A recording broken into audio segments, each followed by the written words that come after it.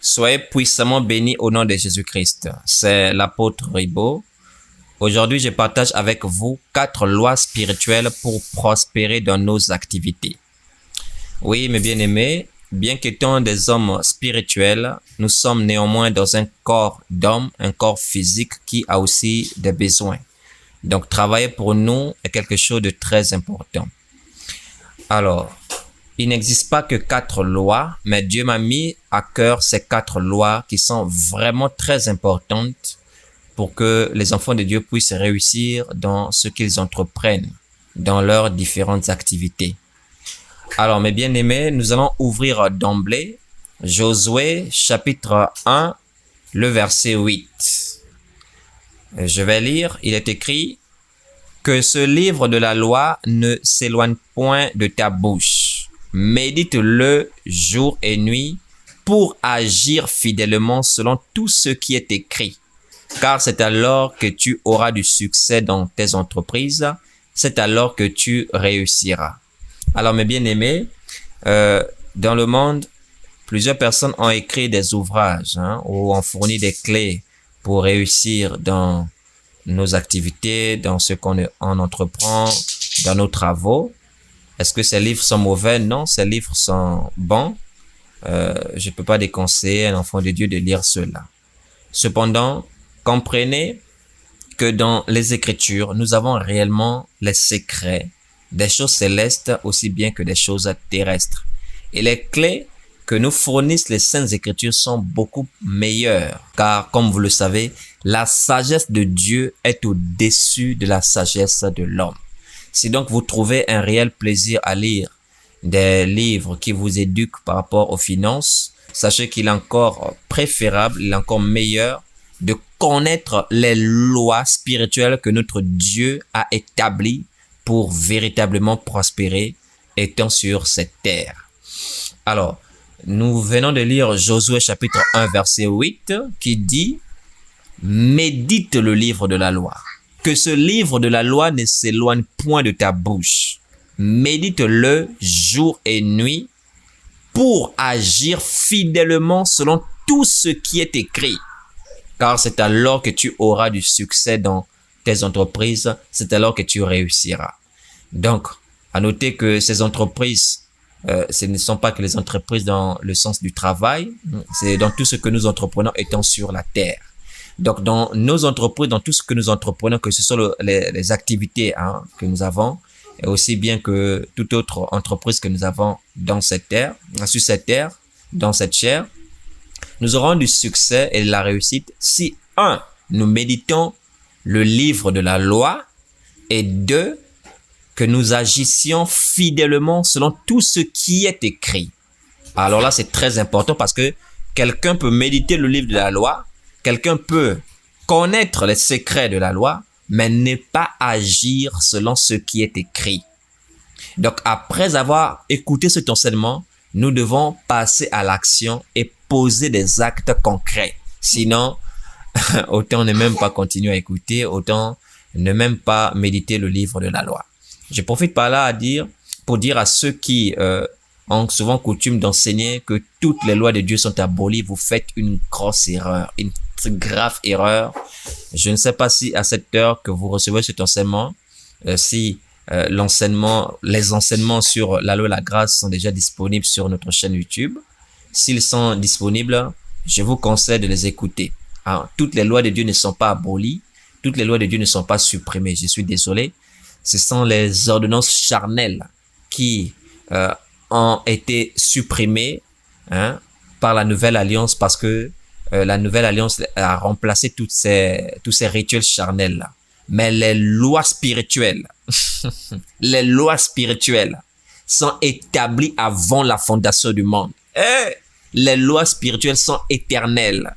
Vraiment, si ces enseignements-là par rapport à la loi et la grâce ne sont pas encore disponibles sur la chaîne, que Dieu nous en accorde la grâce pour pouvoir vous éclairer sur ces choses-là très importantes. S'ils sont déjà disponibles, veuillez vraiment les écouter.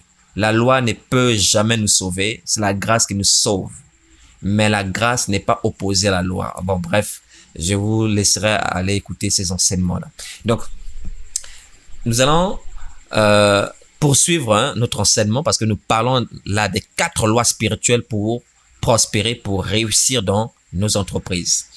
Et je n'ai pas encore commencé à évoquer ces lois-là. Je suis encore en train de planter le décor pour vous dire que si nous voulons réussir dans nos entreprises, avoir du succès, nous devons méditer le livre de la loi parce que dans la loi, il y a des secrets de la prospérité, de la réussite terrestre. Nous devons méditer vraiment ce livre et agir selon tout ce qui est écrit.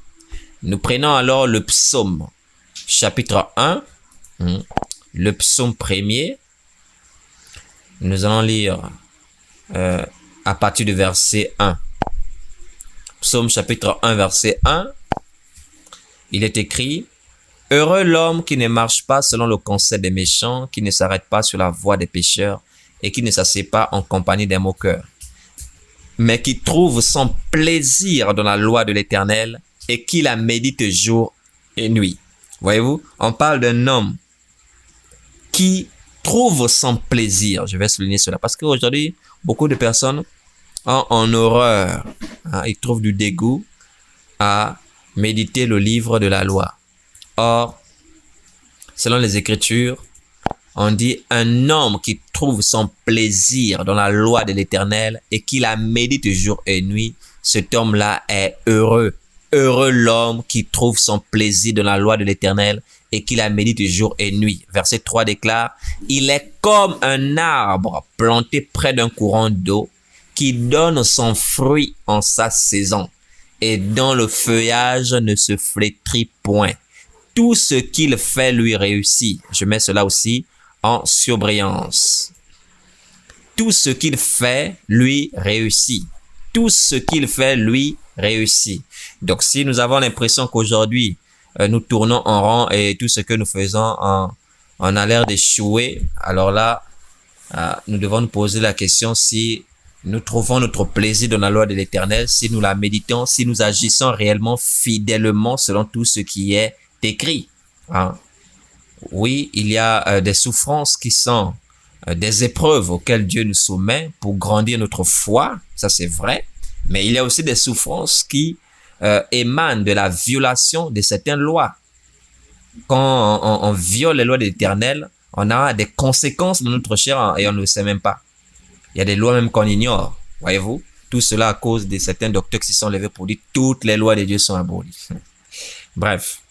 Donc, si nous voulons réussir dans ce que nous entreprenons, dans tout ce que nous entreprenons, nous devons trouver notre plaisir dans la loi. Nous devons la méditer jour et nuit. Alors, donc, maintenant que nous avons compris que les secrets de la réussite se trouvent dans la loi, nous allons ouvrir Deutéronome chapitre 8 à partir du verset 17, qui va nous donner une leçon très importante. Dans Deutéronome chapitre 8 verset 17, parce que Deutéronome c'est le livre de la loi. Voilà, nous sommes dans le livre de la loi. Qu'est-ce que l'Écriture nous enseigne dans Deutéronome chapitre 8 verset 17? Il est écrit: Garde-toi de dire en ton cœur, ma force et la puissance de ma main m'ont acquis ces richesses. Souviens-toi de l'Éternel, ton Dieu, car c'est lui qui te donnera de la force pour les acquérir.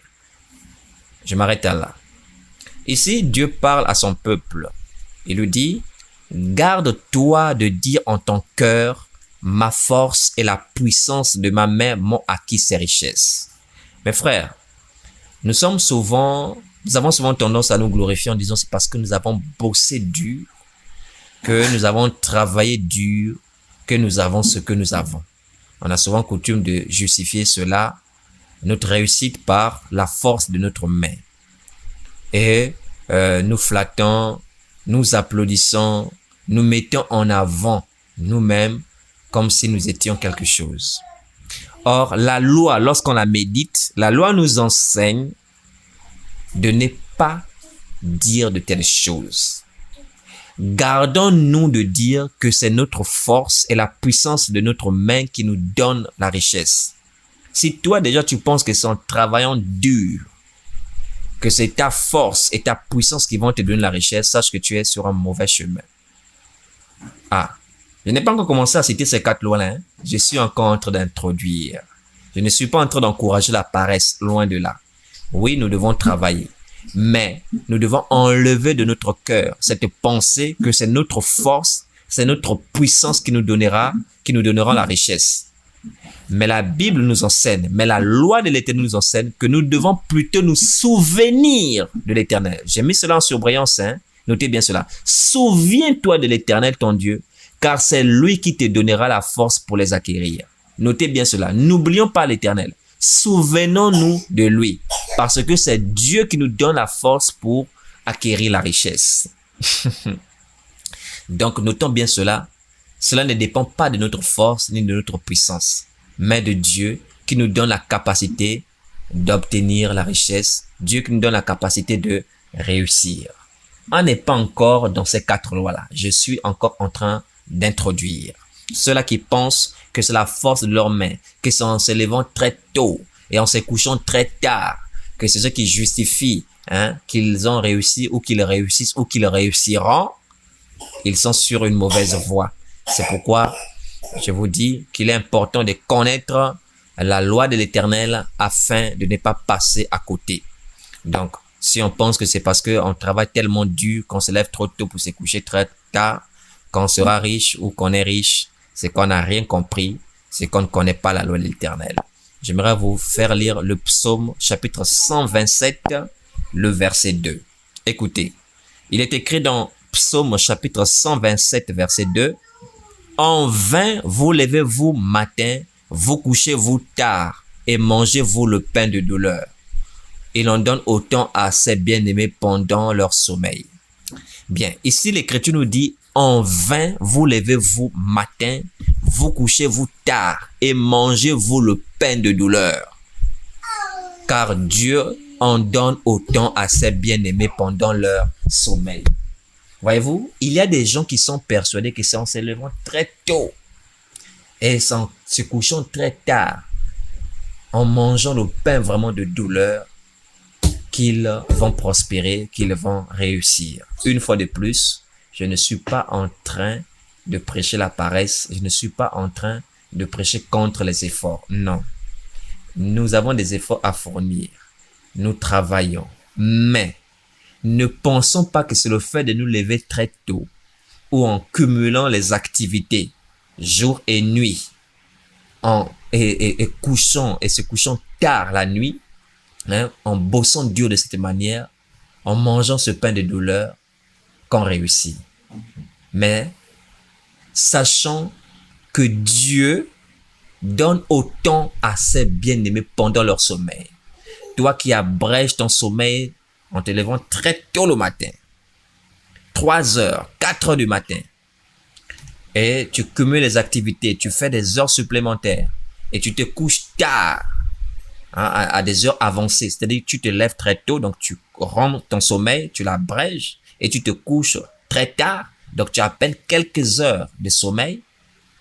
Tu penses que c'est en menant ce rythme-là que tu deviendras riche, que tu vas prospérer, tu es à côté de la plaque.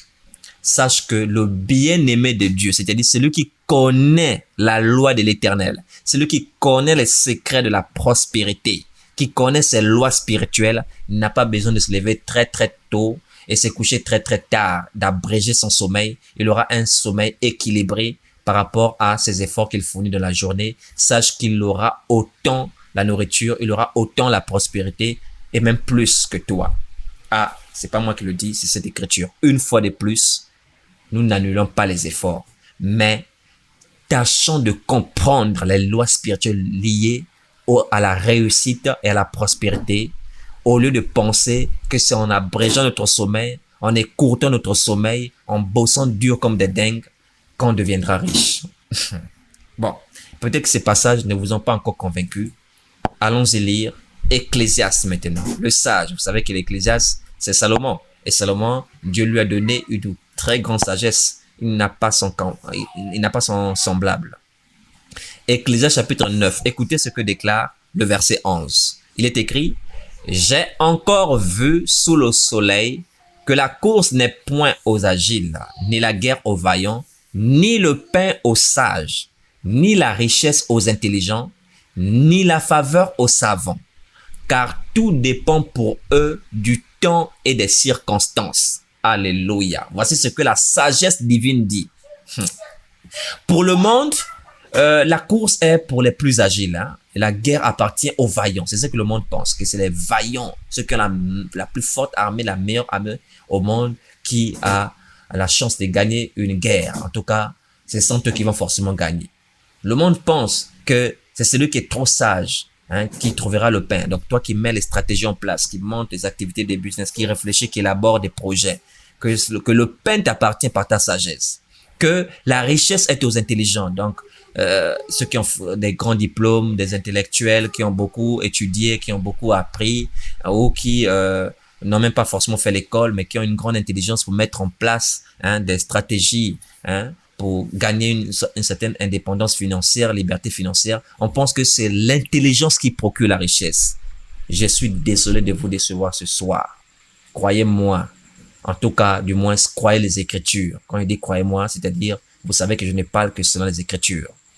Croyez-moi, le pain n'est point aux sages, ni la richesse aux intelligents. Quelle que soit ton intelligence, cela ne justifie pas, cela n'explique pas la richesse, ta richesse, et n'expliquera jamais ta richesse. La faveur n'est pas aux savants, parce que tout dépend pour eux du temps et des circonstances. Ça veut donc dire que si une armée gagne la guerre, ce n'est pas parce qu'elle est vaillante, mais c'est parce que Dieu dispose les temps et les circonstances en sa faveur. Ça veut donc dire que si tu as le pain, ce n'est pas parce que tu es sage, mais c'est parce que Dieu a disposé les temps et les circonstances en ta faveur. Ça veut donc dire que si tu es riche, ce n'est pas parce que tu es plus intelligent que tout le monde, mais c'est parce que Dieu a disposé le temps et les circonstances en ta faveur. Ça veut donc dire que si tu reçois la faveur aujourd'hui, c'est pas parce que tu es le plus grand savant, mais c'est parce que Dieu a disposé les temps et les circonstances en ta faveur. Crains donc ce Dieu, parce que le pain n'est point aux sages, ni la richesse aux intelligents, ni la faveur aux savants, mais tout dépend pour eux du temps et des circonstances. Et celui qui change les temps et les circonstances, c'est Dieu, selon Daniel chapitre 2, verset 21. C'est Dieu qui dispose les temps et les circonstances en notre faveur. C'est Dieu qui change les temps et les circonstances. Daniel chapitre 2, verset 21. C'est pourquoi tu dois craindre ce Dieu. C'est pourquoi tu dois le prier. Tu dois lui demander de disposer les temps et les circonstances en ta faveur. Ne pense pas que si tu échoues jusqu'à là, c'est parce que tu es moins intelligent. Ne pense pas que c'est parce que tu n'es pas suffisamment fort ou parce que tu ne te lèves pas à 3 heures, 4 heures et que tu ne te couches pas tard la nuit et que tu n'écoutes pas ton sommeil parce que tu n'as... Non, c'est parce que le temps et les circonstances ne sont pas encore en ta faveur. C'est pourquoi crains l'Éternel et prie afin qu'il dispose cela en ta faveur. Alléluia.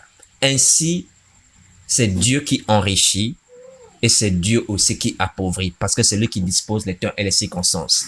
Et si vous ne savez pas que c'est Dieu qui appauvrit, lisez 1 Samuel chapitre 2, versets 6 à 8, où il est bien écrit que c'est Dieu qui élève et c'est lui qui rabaisse. C'est lui qui enrichit et c'est lui qui appauvrit. C'est bien écrit dans 1 Samuel chapitre 2, versets 6 à 8. Donc, quand tu vois le pauvre, ne pense pas que c'est parce qu'il est moins intelligent que toi. Il y a des pauvres qui sont plus intelligents que vous. Hein.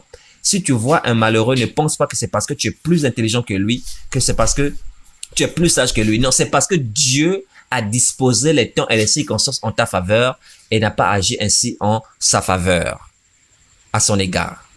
Car c'est lui qui appauvrit et c'est lui qui enrichit. D'où nous entamons notre loi numéro 1. Notez bien cela.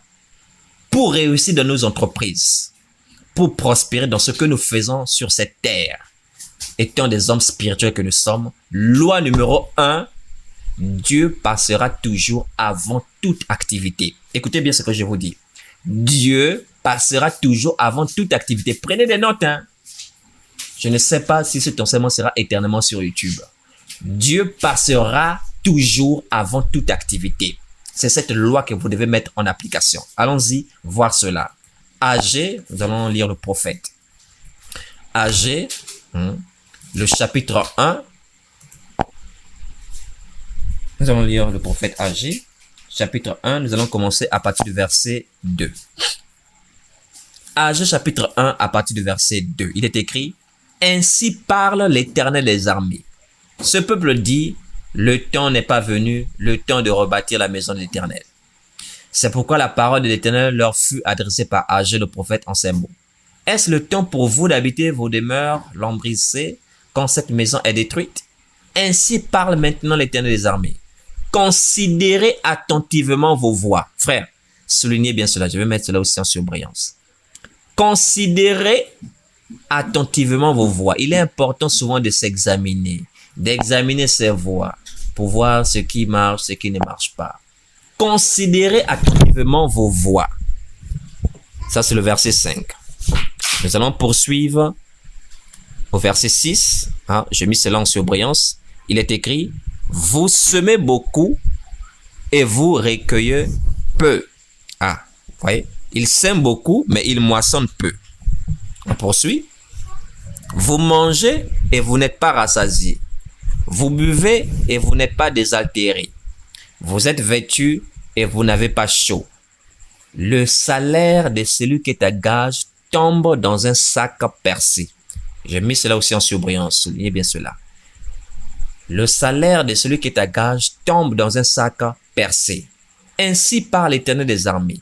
Considérez attentivement vos voies.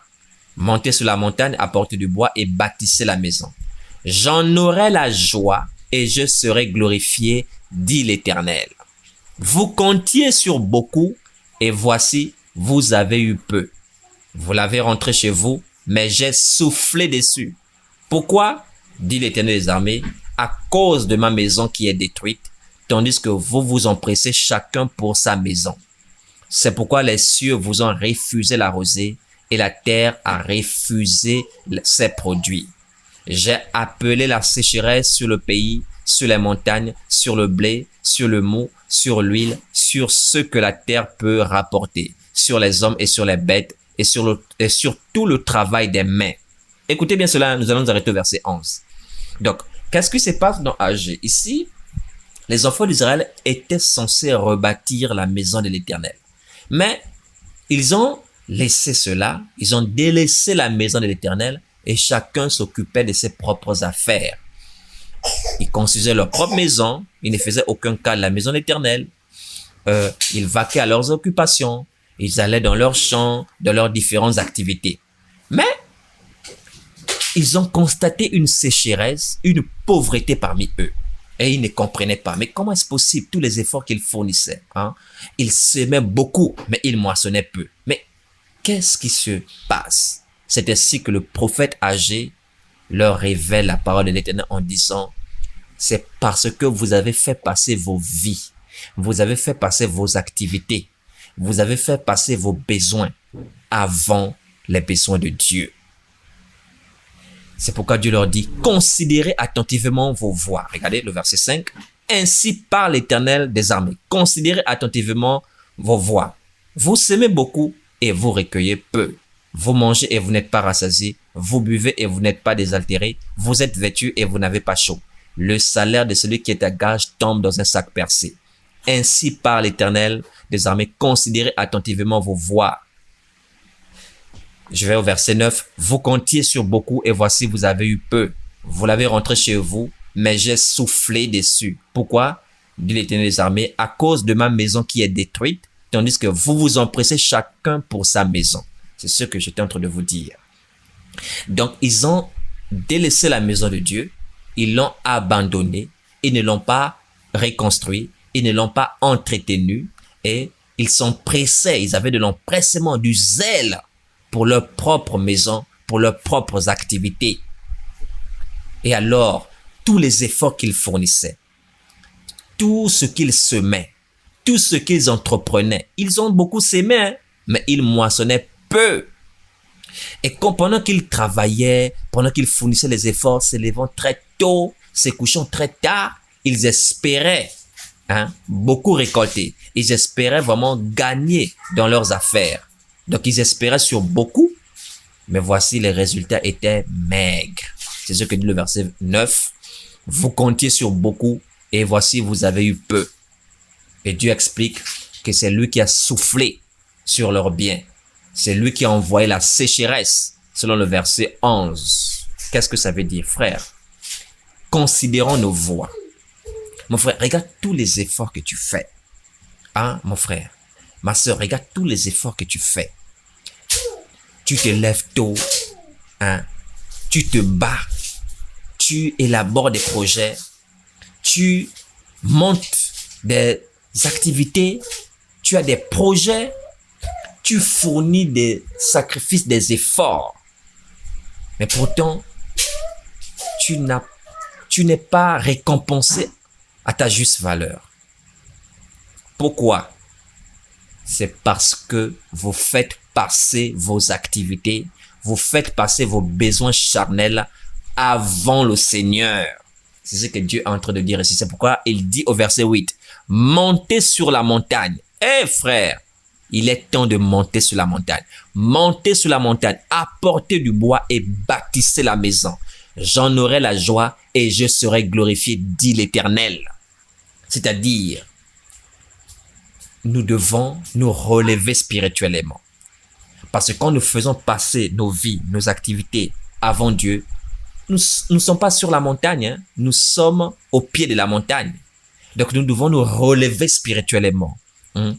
Regagner une grandeur d'esprit, nous élever en esprit et bâtir la maison de Dieu afin qu'il ait la joie. Bâtir la maison de Dieu avant notre maison à nous, avant nos propres intérêts, avant nos propres besoins. Qu'est-ce que ça veut dire? Mais la maison de Dieu, ce n'est pas les briques, ce n'est pas le bois, ce n'est pas le ciment. La maison de Dieu, c'est l'église. Selon 1 Corinthiens chapitre 3 verset 16. Quand je dis l'église, hein, peut-être pour ceux qui me découvrent, l'église, je ne fais pas allusion au lieu de prière. Qu'on a l'habitude de vous dire allons à l'église. Quand je parle de l'église, je parle de l'assemblée, je parle des êtres humains, je parle des enfants de Dieu. Donc la maison de Dieu, c'est l'église. Selon 1 Corinthiens chapitre 3 verset 16, c'est-à-dire nous, il est écrit, ne savez-vous pas que vous êtes le temple de Dieu et que l'Esprit de Dieu habite en vous?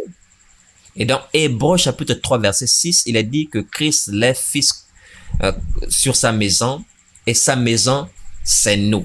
Donc nous sommes la maison de Jésus. Hébreux 3 verset 6, nous sommes le temple de Dieu. 1 Corinthiens 3 verset 16. Il ne s'agit pas de la construction humaine charnelle.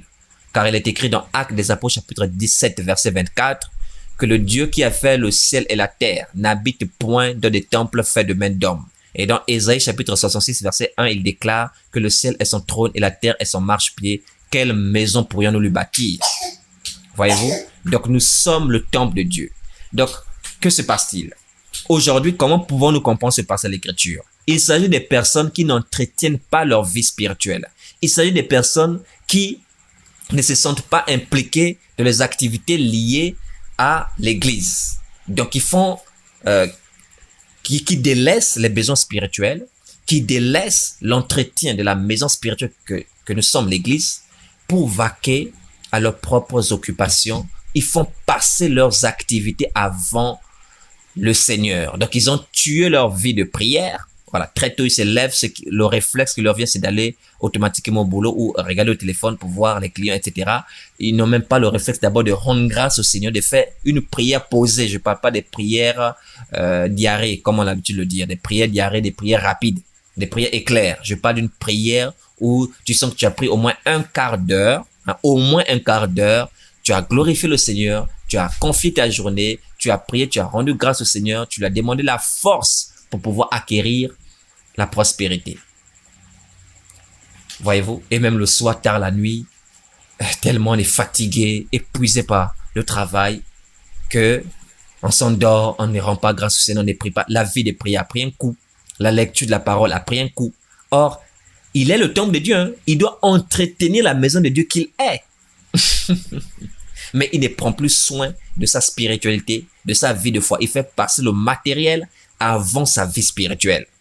Ça là, ça incite la colère de Dieu. Et Dieu fait venir la sécheresse, ce qui fait que tous tes efforts que tu fournis, comme tu fais passer tes activités avant Dieu, eh bien, tu sèmes beaucoup, mais tu moissonnes très peu parce que Dieu souffle.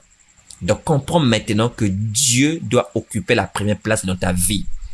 Et même s'il faut rater une bonne affaire parce que Dieu doit occuper la première place, autant le faire car Dieu dit, bâtissez la maison, j'en aurai la joie et je serai glorifié. Et quand Dieu est à la joie dans son cœur, il nous donne infiniment au-delà de ce que nous demandons ou pensons selon Éphésiens chapitre 3 verset 20. Oh mon frère. Oh là là là là là là. Donc faisons passer les besoins spirituels, faisons passer Dieu avant nos propres activités. Il y a beaucoup de choses à dire là-dessus, hein, sur faire passer Dieu avant nos vies ou avant nos activités. Mais je ne vais pas aller trop dans les détails, je fais confiance au Saint-Esprit car s'il vit en vous, il vous éclairera sur le reste des choses concernant cette première loi qui est simple. Dieu passera toujours avant toute activité. Alors, nous passons maintenant à la deuxième loi. La deuxième loi, nous devons comprendre qu'en général, nous ne travaillons pas seuls. En général, on peut avoir quelqu'un qui travaille pour nous et on peut aussi travailler pour quelqu'un. Ou encore, on peut travailler avec quelqu'un. Voilà. Donc, on peut être un chef d'entreprise. Donc, cette loi concerne vraiment les chefs d'entreprise, mais pas que les chefs d'entreprise, hein. Voilà. Vous pouvez louer, par exemple, les services de quelqu'un qui viennent vous dépanner chez vous et à qui vous devez remettre de l'argent. Donc, il vous a rendu un service marchand, comme on dit. Alors, Lévitique chapitre 19, verset 13 déclare ceci. Tu n'opprimeras point ton prochain et tu ne raviras rien par violence. Tu ne retiendras point jusqu'au lendemain le salaire du mercenaire. Amen. L'Écriture dit, l'ouvrier mérite son salaire. Frère, si vous êtes chef d'entreprise ou vous avez quelqu'un qui travaille pour vous ou vous avez engagé quelqu'un pour vous dépanner, l'ouvrier mérite son salaire. C'est la loi numéro 2, c'est-à-dire ne jamais retenir l'argent d'un ouvrier. Et ici même Dieu le dit clairement, tu ne retiendras point jusqu'au lendemain le salaire du mercenaire. Il y a des personnes qui sont comme ça, c'est-à-dire qu'elles ont de quoi payer leurs ouvriers, mais font exprès de faire patienter leurs ouvriers, ou même coupent leur salaire à leur profit. Ce n'est pas bien, ça attire la colère de Dieu. Donc il est important de connaître cette loi-là parce que dans nos entreprises, il y a ceux qui exercent des activités libérales et il nous arrive souvent d'employer quelqu'un de façon occasionnelle pour nous dépanner par rapport à une panne qu'on pourrait avoir à la maison ou même dans notre entreprise. Tâchons de donner à l'ouvrier son salaire, ne pas reporter son salaire, ne pas couper son salaire. C'est des choses qui ne doivent pas se faire. Quand vous faites là, quand vous retenez, écoutez bien ce que je vous dis, quand vous retenez le salaire d'un ouvrier, Dieu retient aussi votre bénédiction. Et quand vous retenez aussi jusqu'au lendemain, alors que vous avez de quoi payer, de même, Dieu aussi a de quoi vous donner. Il retient aussi votre bénédiction. Si vous connaissez pas ces lois spirituelles-là, c'est le moment vraiment de vous arrimer et de craindre vraiment l'Éternel. Donc ça, c'est le cas des personnes qui nous rendent des services, à qui nous devons donner de l'argent. Mais il y a aussi des collaborateurs avec qui nous travaillons. Voyons ensemble 1 Thessaloniciens. Voilà. Tu peux t'associer avec un frère pour monter une activité, un business, une entreprise. Vous pouvez vous associer pour monter une activité. Pas forcément un frère de la foi, ça peut être même quelqu'un, un païen. C'est pas interdit dans les Écritures. Mais tâchons d'être honnêtes. Voilà. Nous allons lire 1 Thessaloniciens chapitre 4, verset 6. Il est écrit, c'est que personne n'use envers son frère de fraude et de cupidité dans les affaires, parce que le Seigneur tire vengeance de toutes ces choses, comme nous vous l'avons déjà dit et attesté. Voyez-vous? Donc il faut être honnête dans nos activités. Il faut que nous soyons transparents envers les autres. Ça ne veut pas dire qu'on doit toujours gagner la même part, mais nous devons obéir à nos accords, à nos contrats. Supposons qu'ensemble, vous avez travaillé et celui qui était censé vous payer, hein, le client était censé ou le patron était censé vous remettre par exemple 100 000 et tu t'es par exemple accordé avec l'autre qu'il devait recevoir 40 000.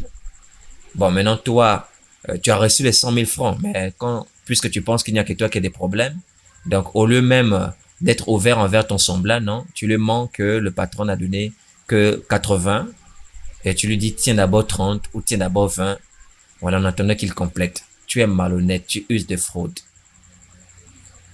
dans les affaires. Et quand tu procèdes ainsi et que tu es malhonnête, Dieu tire vengeance de toutes ces choses. Donc soyons honnêtes, si on a dit 50-50, 50-50, l'ouvrier mérite son salaire, hein. Si on a dit 60-40, ou même si c'est pas ce qu'on gagne, mais qu'on lui a proposé 40, qu'il a été d'accord, soyons simplement honnêtes, obéissant à notre accord, à notre contrat. Ne retenons pas le salaire de l'ouvrier. Ça peut être l'ouvrier qui travaille pour nous, ça peut être l'ouvrier qui travaille avec nous. Donc c'est cela la loi numéro 2. Ne jamais retenir le salaire d'un ouvrier parce que Dieu tire vengeance de toutes ces choses. Il fera venir la sécheresse. Alors, nous avons vu la loi numéro 1, que Dieu passera toujours avant toute activité, hein, qu'on a bien introduit en montrant que nous ne devons jamais prétendre que c'est notre force, notre puissance qui nous ont acquis ces richesses parce que c'est Dieu, en fait, qui dispose des temps et des circonstances en notre faveur. Donc, être humble d'esprit, faire passer Dieu avant toute activité.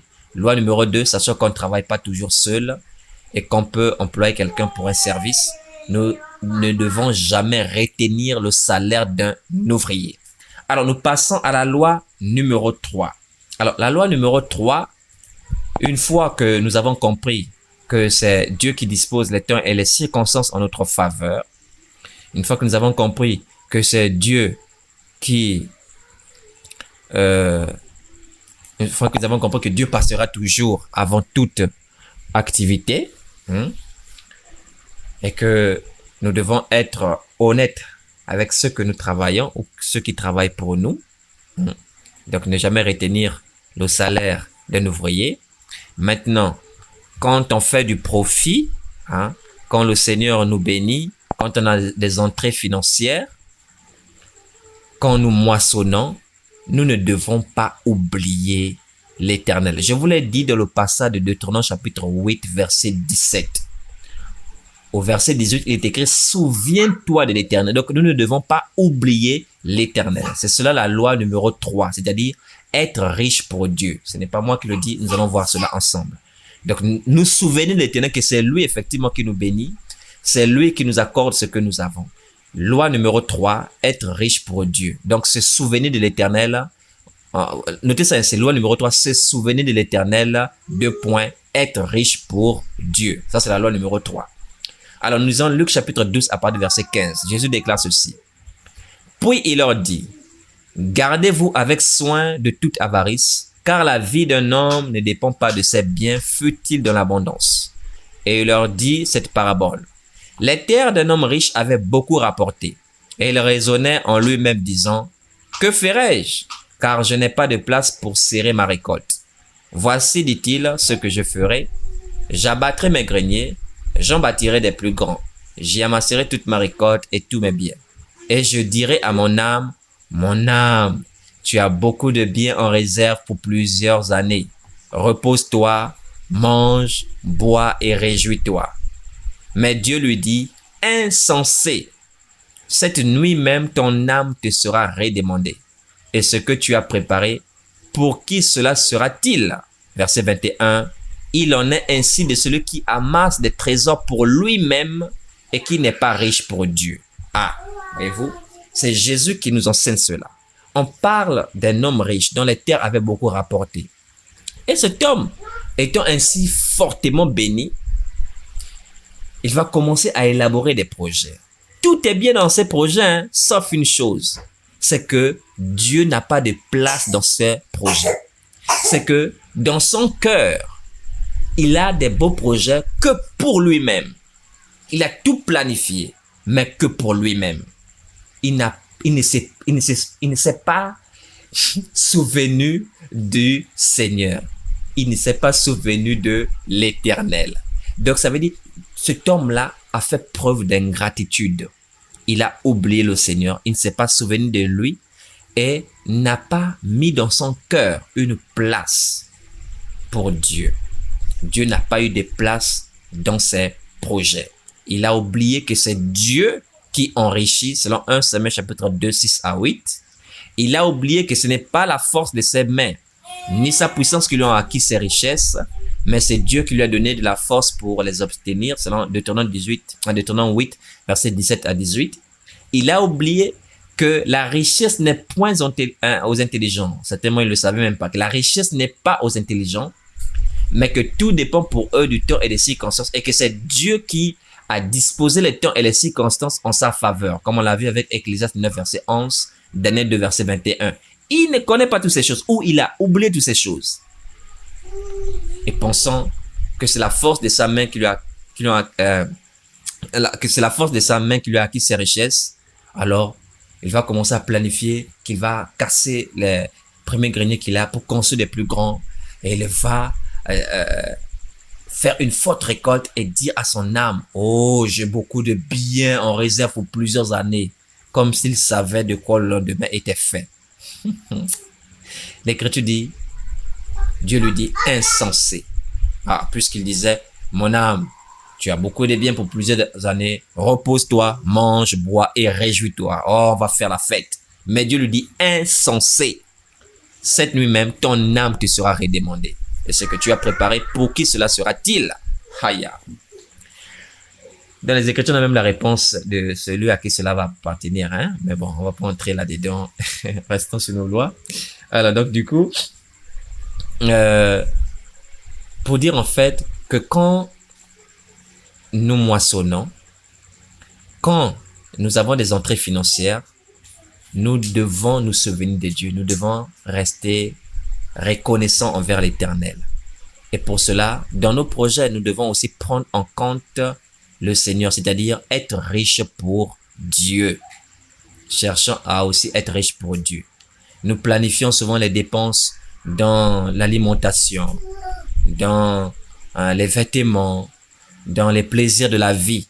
Ça ne nous dérange pas. Hein? On a des factures pour tout aujourd'hui, pour l'électricité, la plupart même pour les loyers, factures, hein, pour ce que nous mangeons. Tous les jours, nous mangeons. Hein? Tous les jours, nous mangeons, nous consommons. Hein? Nous nous revêtons.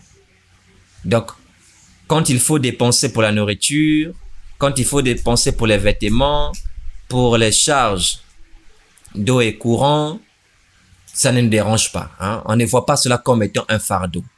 Avec toutes les factures que nous avons, avec toutes les charges que nous avons, on ne voit pas cela comme un fardeau. Mais ajouter une facture supplémentaire, ajouter une petite charge de plus qui consiste à se souvenir aussi de Dieu pour être riche en Dieu, on trouve cela contraignant.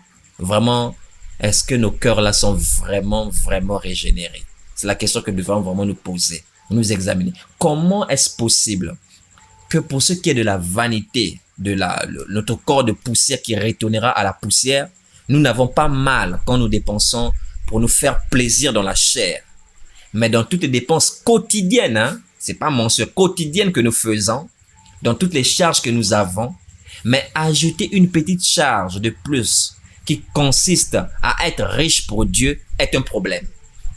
Nous nous souvenons toujours de nous, mais nous oublions toujours l'Éternel. Voici l'homme insensé qui amasse des trésors pour lui-même et qui n'est pas riche pour Dieu. Alors, quand nous parlons d'être riche pour Dieu, il s'agit de quoi? Alors, nous allons prendre l'exemple d'un homme, d'un frère dans les Écritures qui était riche pour Dieu. C'est l'apôtre Jean qui nous le présente. Il s'appelle Gaius. C'est dans 3 Jean. 3 Jean, comme vous le savez, n'a qu'un seul chapitre. Nous allons lire ce que l'apôtre Jean recommande à Gaius. Donc 3 Jean, nous allons lire à partir du verset 5. Il est écrit, « Bien-aimé, tu agis fidèlement dans ce que tu fais pour les frères, et même pour des frères étrangers. lesquels ont rendu témoignage de ta charité en présence de l'Église. Tu feras bien de pourvoir à leur voyage d'une manière digne de Dieu, car c'est pour le nom de Jésus-Christ qu'ils sont partis sans recevoir des païens. Nous devons donc accueillir de tels hommes afin d'être ouvriers avec eux pour la vérité. Bien, ici l'apôtre Jean est en train d'écrire à Gaius. Vous pouvez remonter les premiers versets pour voir qu'il s'agit bien de Gaius. C'était un frère qui était très généreux, un frère qui avait de la libéralité, qui utilisait ses biens pour aider les frères et les sœurs. Et vraiment, beaucoup de frères et de sœurs rendaient un témoignage de son amour, de sa charité en présence de l'Église. Alors, l'apôtre Jean lui demande de pourvoir aux besoins de certains frères qui se sont déplacés pour le service de Dieu. Il s'agit certainement des ministres de la parole, des ouvriers de Dieu qui se déplacent pour annoncer la parole de Dieu. C'était des frères étrangers, c'est-à-dire des frères non juifs dans la chair. Et l'apôtre Jean demande à Gaius de pourvoir à leur voyage d'une manière digne de Dieu. Il dit que c'est pour le nom de Jésus-Christ qu'ils sont partis. Donc, ils ne sont pas partis pour leur plaisir dans la chair. Ils se sont déplacés pour le nom de Jésus-Christ pour annoncer la parole de Dieu. Ils n'ont rien reçu de la part des païens. Donc, ceux-là qui ont oublié d'être riches certainement pour Dieu.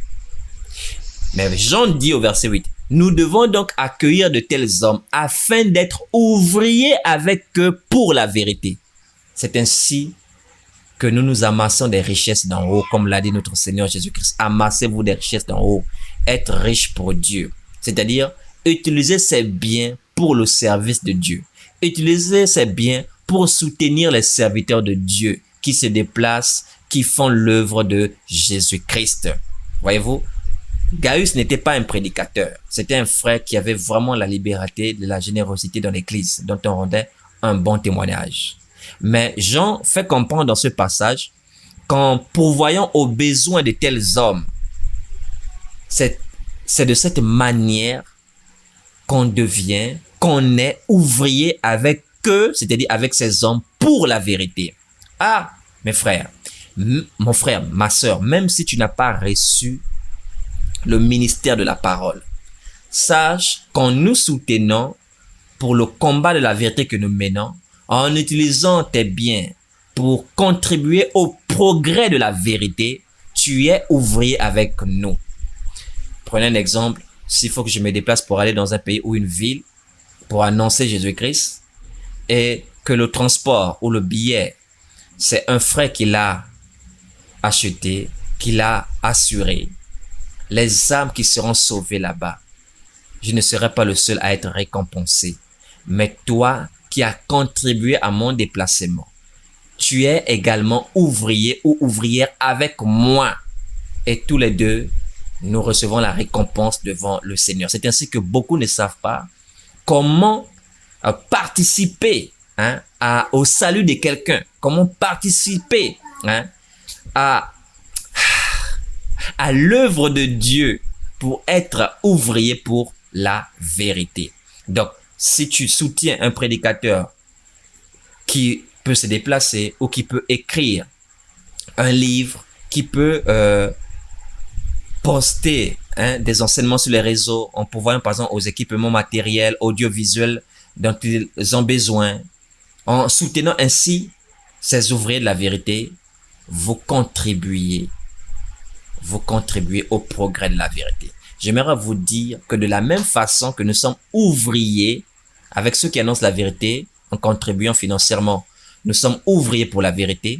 De la même manière, nous pouvons aussi être ouvriers pour le mensonge. Je vous interpelle. Tous ceux-là qui soutiennent les faux docteurs, les faux prophètes qui falsifient la parole de Dieu, qui tordent le sens des Écritures, qui les soutiennent financièrement, qui font que ils ont les équipements nécessaires, ils ont tout ce qu'il faut pour leur déplacement, rien ne leur manque pour dispenser le poison à travers le monde. Sachez que les âmes qui se perdent à cause de votre contribution financière, vous avez vous-même aussi une part dans l'égarement spirituel, dans la perte de ses âmes devant Dieu. Ah. Si nous pouvons être ouvriers pour la vérité en pourvoyant aux besoins des serviteurs de Dieu, sachez de même que vous pouvez être ouvriers pour le mensonge en contribuant, en pourvoyant aux besoins des serviteurs du diable qui falsifient la parole de Dieu. Donc autant tu peux, par exemple, me soutenir financièrement pour sauver une âme quelque part, en m'encourageant dans mon ministère, de la même façon, tu peux aussi contribuer à la perte d'une âme, à l'égarement, à l'enfer de quelqu'un en soutenant un faux ouvrier financièrement. Que celui qui a des oreilles pour entendre, entende. Alors donc, nous venons de voir l'exemple d'un frère qui était riche pour Dieu, Gaius, qui pourvoyait aux besoins des serviteurs de Dieu pour le progrès de la vérité. Ce n'est pas le seul, ils sont nombreux dans les Écritures. Je vais citer simplement ce deuxième passage-là et je vais vous recommander le reste que vous pourrez lire. Luc chapitre 8, nous allons lire à partir du verset 1. Tout à l'heure, on a vu un frère, il est bon de voir aussi l'exemple des sœurs. Luc chapitre 8, à partir du verset 1, il est écrit « Ensuite, Jésus allait de ville en ville et de village en village, prêchant et annonçant la bonne nouvelle du royaume de Dieu. Les 12 étaient avec lui et quelques femmes qui avaient été guéries d'esprits malins et de maladies. Marie, dite de Magdala, de laquelle étaient sortis 7 démons. Jeanne, femme de Chuza, intendant d'Hérode, Suzanne et plusieurs autres qui l'assistaient de leurs biens. Il faut bien souligner cela. Qui l'assistaient de leurs biens. Donc, dans Luc chapitre 8, verset 1 à 3, il y a des femmes qui soutenaient financièrement le ministère de Jésus. Beaucoup ne le savent pas. Il est triste de constater qu'aujourd'hui, certains vous disent non, les hommes de Dieu doivent travailler impérativement pour que eux-mêmes pouvoir leurs propres besoins pour le ministère.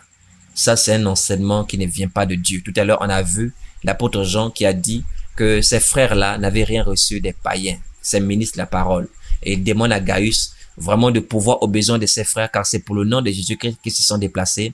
Et en faisant ainsi, en agissant ainsi, nous sommes ouvriers avec eux pour la vérité. Donc, soyez ouvriers avec nous pour la vérité. Et là, nous venons de lire Jésus-Christ lui-même au cours de son ministère terrestre qui était soutenu. Notez bien, c'est écrit, ces femmes-là l'assistaient. Ce n'est pas dit l'assistèrent pour dire c'était une fois simplement que cela était arrivé. C'est mis à l'imparfait, l'assister de leur bien, c'est-à-dire c'était répétitif. Donc, si vous ne le savez pas, même Jésus-Christ sur la terre pendant son ministère, il était assisté financièrement.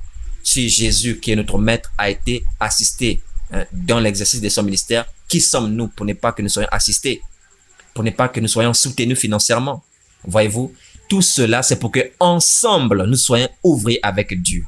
Dieu sait pourquoi il fait en sorte que ses serviteurs, ses ministres de la parole ne soient pas vraiment riches comme on le voudrait.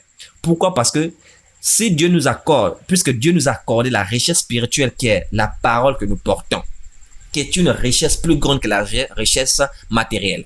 Supposons un instant que Dieu, par exemple, moi, m'accorde en même temps une grande richesse matérielle. Mes frères, je n'ai pas besoin de t'attendre. Ma sœur, je n'ai pas besoin de ton don. Je n'ai pas besoin de t'attendre. Je n'ai même pas besoin de recevoir des dons de ta part, puisque je m'auto-suffis. Et c'est-à-dire que je serai le seul à bénéficier des grâces, des faveurs et des récompenses de Dieu. Et toi, tu n'auras rien parce que tu n'as pas le ministère de la parole et tu ne peux même pas contribuer financièrement en m'aidant dans le ministère. Donc, Dieu permet cela afin d'établir l'équilibre pour ne pas qu'il y ait ceux qui ont plus que d'autres. Donc, c'est afin d'établir cet équilibre que Dieu permet qu'il accorde les richesses spirituelles à l'un et aussi les richesses matérielles à l'autre, afin qu'ensemble, ils puissent travailler pour le compte de l'évangile, pour le compte de la vérité, pour le compte du royaume de Dieu. Voici pourquoi les ministres de la parole sont souvent soumis à des épreuves difficiles financières, non pas parce qu'ils sont maudits ou qu'ils ont des problèmes. C'est Dieu qui fait ça expressément. Parce que, croyez-moi, je sais de quoi je vous parle. Si les ministres de Dieu, dans la vérité, et le ministère spirituel, la richesse spirituelle et la richesse physique, frère, vous serez très pauvres spirituellement parlant. Dans le royaume de Dieu, vous n'aurez aucune récompense. Donc Dieu, dans sa sagesse, a voulu que les choses soient faites ainsi pour qu'il ait l'équilibre. Si vous ne comprenez pas cela, cela n'engage qu'à vous. Que celui qui a des oreilles pour entendre, entende. Donc, maintenant que nous avons compris le troisième point qui consiste à contribuer à l'œuvre de Dieu, nous souvenir de Dieu, comme je l'ai dit, troisième loi, c'est souvenir de Dieu en étant riche pour lui. Donc, en contribuant au progrès de son œuvre. Nous passons maintenant à la quatrième loi, qui consiste à honorer 4 types de personnes. Bon, comme je vous l'ai dit en introduction, on ne pourra pas aborder toutes les lois liées à la prospérité aujourd'hui. Si Dieu nous en accorde la grâce, peut-être qu'on abordera d'autres. Mais pour ce jour, nous allons nous limiter à ces 4 lois-là, suffisantes même. Elles sont vraiment puissantes. Pour quelqu'un qui a la crainte de l'Éternel, vraiment, les choses ne peuvent aller que de l'avant. Alors, nous lisons Proverbes chapitre 3, verset 9 qui déclare « Honore l'Éternel avec tes biens et avec les prémices de tout ton revenu. » Selon le verset 10, on dit « Alors ». Sachez bien, quand on dit « alors », c'est la conséquence. Donc, lorsqu'on honore l'Éternel avec nos biens, avec les prémices de tout notre revenu, on dit « Alors tes greniers seront remplis d'abondance et tes cuves regorgeront de mou. » Ah, vous voyez? Donc, puisque nous cherchons la prospérité, puisque nous cherchons à être bénis dans ce que nous entreprenons, alors nous devons comprendre qu'il existe une loi qui consiste à honorer l'Éternel avec nos biens pour que nous soyons de l'abondance. C'est la 4e loi. Cette loi, c'est honorer l'Éternel. Mais je vais reprendre ça dans d'autres termes. Voilà. Parce que quand on dit honore l'Éternel, ici, il s'agit de quoi? Voilà, on honore l'Éternel en honorant quelques types de personnes. Parce que vous ne verrez jamais l'Éternel face à face. Vous ne verrez pas l'Éternel face à face pour lui donner vos biens. Voilà. C'est au travers de certaines personnes que vous honorez l'Éternel. Ici, là, on parle d'honorer. Le 3e point, c'était pour contribuer, nous souvenir que, Dieu m'a béni, ou j'ai une entrée financière, j'ai mes charges personnelles, manger, boire, etc., mes charges quotidiennes, journalières, mes charges mensuelles, mais je dois aussi inclure la charge de la contribution de l'œuvre de Dieu parmi mes charges.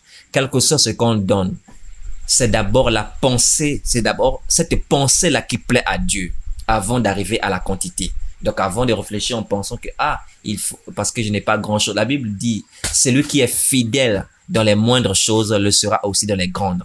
Mais celui qui est infidèle dans les petites le sera aussi dans les grandes. Vous pouvez retrouver cela dans Luc chapitre 16, verset 10.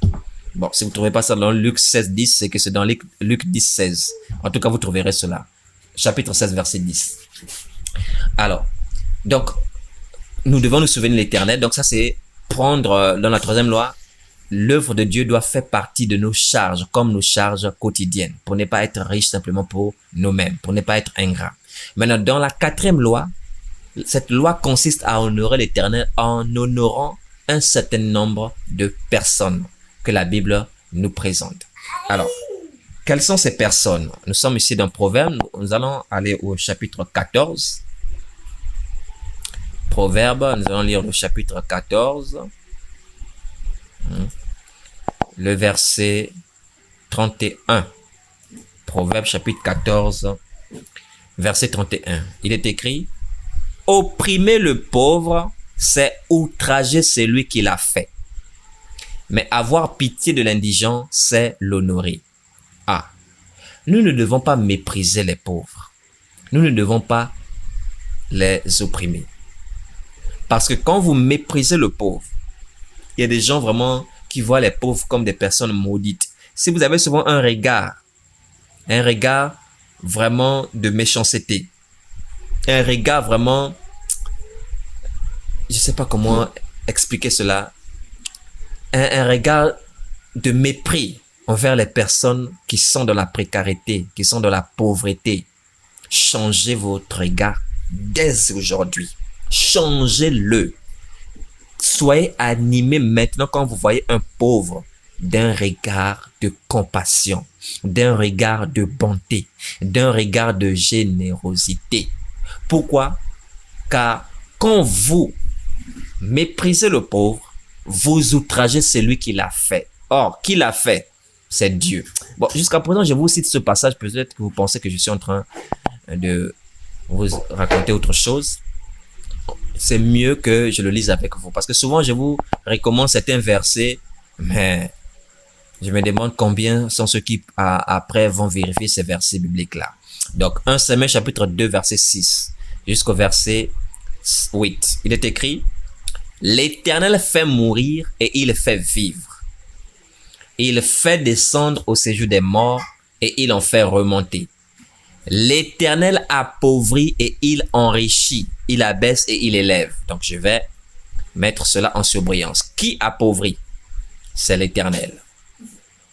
Et qui enrichit? C'est toujours l'Éternel. Donc, s'il y a des pauvres, qui sont ceux qui ont fait les pauvres? Qui est celui, qui a fait le pauvre? C'est l'Éternel.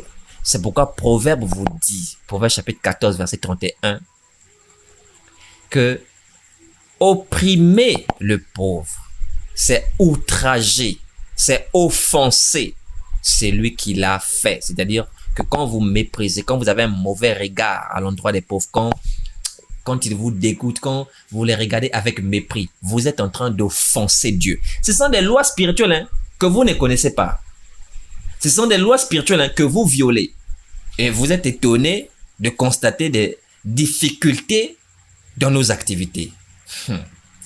C'est pourquoi on dit: heureux l'homme qui trouve son plaisir dans la loi de l'Éternel et qui la médite jour et nuit. Il est comme un arbre planté près d'un courant d'eau. Tout ce qu'il fait lui réussit. Que ce livre de la loi ne s'éloigne point de ta bouche. Médite-le jour et nuit pour agir fidèlement. Donc, il faut poser les actions après avoir écouté un tel enseignement. Pour agir fidèlement selon tout ce qui est écrit. C'est alors que tu auras du succès dans tes entreprises. C'est alors que tu réussiras. Amen. Proverbe 14, verset 31, nous revenons. Opprimer le pauvre, c'est outrager celui qui l'a fait. En d'autres termes, c'est outrager Dieu. Mais avoir pitié de l'indigent, soulignez bien, avoir pitié de lui, avoir de la compassion pour le pauvre, c'est l'honorer, c'est-à-dire honorer l'Éternel. Opprimer le pauvre, c'est outrager celui qui l'a fait. Mais avoir pitié de l'indigent, c'est l'honorer. Ça veut dire que quand tu opprimes le pauvre, tu es en train d'offenser Dieu. Mais quand tu as pitié du pauvre, tu honores Dieu. Tout à l'heure, nous avons lu dans Proverbe chapitre 3, verset 9, où il est dit: honore l'Éternel avec tes biens. Et je vous l'ai dit, vous ne verrez pas Dieu face à face pour lui remettre vos biens. Donc, c'est en honorant un certain nombre de personnes que nous sommes en train d'honorer Dieu. Donc, dans la 4e loi, nous devons honorer les pauvres. Donc, nous sommes encore sur les pauvres. Apprendre à honorer les pauvres. Parce que honorer le pauvre, c'est honorer l'Éternel. Allons-y, restons dans Proverbe. Restons dans Proverbe. Nous allons aller au chapitre 19 cette fois. Nous allons lire le verset 17. Proverbe chapitre 19. Nous allons lire le verset 17. Alors, Proverbe chapitre 19, verset 17 déclare... Proverbe chapitre 19. Il y a un souci. Proverbe chapitre... Voilà, ce n'est pas Proverbe 17, c'est Proverbe 19, verset 17. Proverbe chapitre 19, verset 17. Il est écrit: celui qui a pitié du pauvre prête à l'Éternel, qui lui rendra selon son œuvre. Est-ce que vous avez lu cela? Toi qui as pitié du pauvre, sache que en faisant du bien aux pauvres, en honorant le pauvre, tu es en train de donner à Dieu qui te rendra selon ton œuvre. Dieu va te récompenser, Dieu va te bénir. Nous cherchons à ce que nos activités marchent. Nous cherchons à ce que nous entreprenons fonctionne. Mais est-ce que nous honorons les pauvres par rapport à cette 4e loi-là? Est-ce que nous honorons les pauvres? Je vous l'ai dit, ne trouvez pas le prétexte que il faut d'abord que vous ayez assez. Croyez-moi, si maintenant là, puisque vous estimez n'avoir pas assez, vous n'êtes pas capable de secourir un pauvre, pas forcément quand il vous demande, c'est même à vous d'aller vers eux. Vous voyez, avec le monde actuel, les gens ont peur, les gens ont peur de se demander peut-être pour être mal pris, voilà, pour être injurié, insulté. Vous devez avoir dans votre cœur. Cet enseignement n'est pas quand on vient frapper à votre porte. Quand je suis en train de vous dire, par exemple, depuis la loi numéro 3, de contribuer à l'œuvre de Dieu, être riche pour Dieu, ce n'est pas à moi de vous le demander à chaque fois, soutenez-nous, contribuez. Non, c'est-à-dire, vous devez avoir ça dans votre cœur. Ça doit rentrer parmi les projets que vous avez, telles les charges que vous avez au quotidien. Vous n'oubliez pas de manger, vous n'oubliez pas de vous habiller, vous n'oubliez pas de vous faire plaisir dans la chair. N'oubliez non plus l'Éternel. Souvenez-vous de l'Éternel. Deutéronome chapitre 8, versets 17 à 18. Donc, vous devez avoir à cœur de contribuer à l'œuvre de Dieu. Vous devez avoir à cœur d'honorer le pauvre. N'attendez pas forcément que le pauvre vienne à votre porte. Allez vers eux. Il y a des pauvres dans l'église. Il y a des pauvres dans même votre propre famille. Il y a des pauvres. Certes, on ne peut pas honorer tous les pauvres de la terre parce que Galates chapitre 6, verset 10 déclare « Pendant que nous en avons l'occasion, pratiquons le bien envers tous, mais surtout envers les frères dans la foi. » Ton frère qui a le sang de Jésus-Christ comme toi, qui meurt de faim, et tu préfères aller donner à ceux qui sont à l'extérieur. Je ne dis pas qu'il ne faut pas le faire, mais la doctrine dit on doit faire du bien à tout le monde, mais surtout envers les frères dans la foi. Galates chapitre 6, verset 10. J'espère que vous allez lire ce verset-là. Alors donc, celui qui a pitié du pauvre prête à l'Éternel qui lui rendra selon son œuvre. Dieu va te bénir dans tes activités. Honore l'Éternel avec tes biens. Tu verras comment tu vas jouir de l'abondance. C'est ce que nous avons lu dans Proverbe 3, verset 9 à 10. Or, on ne voit pas Dieu face à face. Mais comment l'honorer? C'est en honorant le pauvre. Ce n'est pas tout. Bon, maintenant, ceux-là qui ont l'habitude de mépriser le pauvre, on a déjà vu quand ils le font, ils font quoi? Ils offensent Dieu. Quand vous offensez Dieu, vous pensez que Dieu va vous bénir? Quand vous regardez le pauvre comme des maudits, comme des malchanceux, comme des disgraciés, comme des déchus, comme des gens qui portent en eux des démons, il y en a même qui parlent de délivrer ces personnes des démons et des pauvretés. Quand vous les regardez avec autant de mépris, vous ne savez pas que vous êtes en train d'offenser Dieu. Et vous voulez que Dieu, une fois offensé, vous bénisse? Je suis désolé. Donc, il faut connaître les lois spirituelles rattachées à la bénédiction, les lois spirituelles rattachées à la prospérité, au succès dans la chair. Si nous les mettons en pratique, Dieu sera glorifié. Et Dieu ne peut que nous bénir parce qu'il veille sur sa parole pour l'accomplir. Il n'est point un homme pour mentir. Mais si nous considérons le vent et un vent qu'on tourne en rond, les choses n'arrivent pas à marcher. Examinons nous-mêmes à la lumière des Écritures. Ne pensons pas que nous sommes irréprochables. Je suis désolé, il y a des choses que nous faisons qui ne doivent pas se faire. Nous faisons passer nos activités avant Dieu. Je ne dis pas qu'on abandonne Dieu, nécessairement, non. C'est-à-dire qu'on fait passer notre réussite charnelle avant le Seigneur. On est malhonnête parfois envers les personnes qui travaillent avec nous ou pour nous. On retient leur salaire, on coupe leur salaire. On use de fraude, de cupidité dans les affaires. Comment Dieu ne sera-t-il pas fâché? Et quand on a des entrées financières, on ne pense qu'à nos vies, nos charges. On n'a pas à cœur l'œuvre de Dieu. Dans Matthieu 24, verset 14, il est écrit que cette bonne nouvelle sera prêchée partout dans le monde, alors viendra la fin. Donc si Jésus-Christ n'est pas encore revenu, c'est parce que la bonne nouvelle n'a pas encore atteint les extrémités de la terre. Mais à qui est-ce que Dieu a confié cette charge? Ce n'est pas qu'à nous, les ministres de la parole. Je suis désolé, on a vu dans 3 Jean que nous, les ministres de la parole, nous faisons notre part de notre mieux en annonçant la parole. Mais Dieu, dans sa justice, dans sa sagesse, n'a pas voulu nous équiper financièrement et physiquement de tout ce dont on a besoin pour nous passer de vous. Mais vous donne l'opportunité de contribuer aussi à son œuvre. Donc, la charge d'annoncer la bonne nouvelle nous revient à tous. Et à ceux qui portent la parole et à ceux qui les écoutent, qui doivent les soutenir.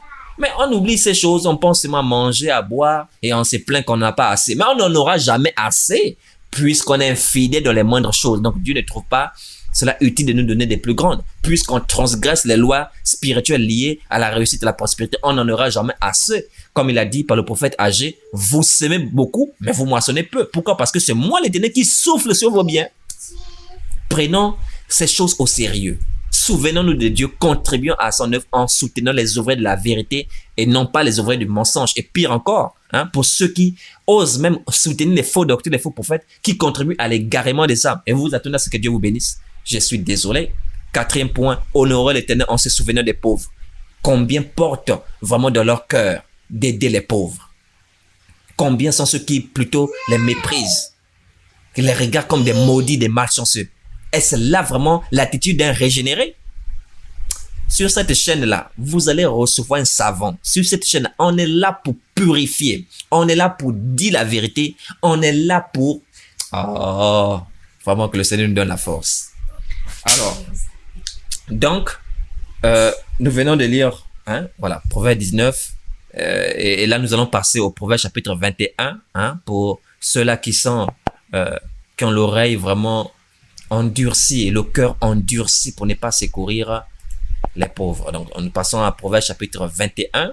Nous allons lire le verset 13. Voilà, Proverbe chapitre 21. Lisons ce que déclare l'Écriture au verset 13. Il est écrit: celui qui ferme son oreille au cri du pauvre criera lui-même et n'aura point de réponse.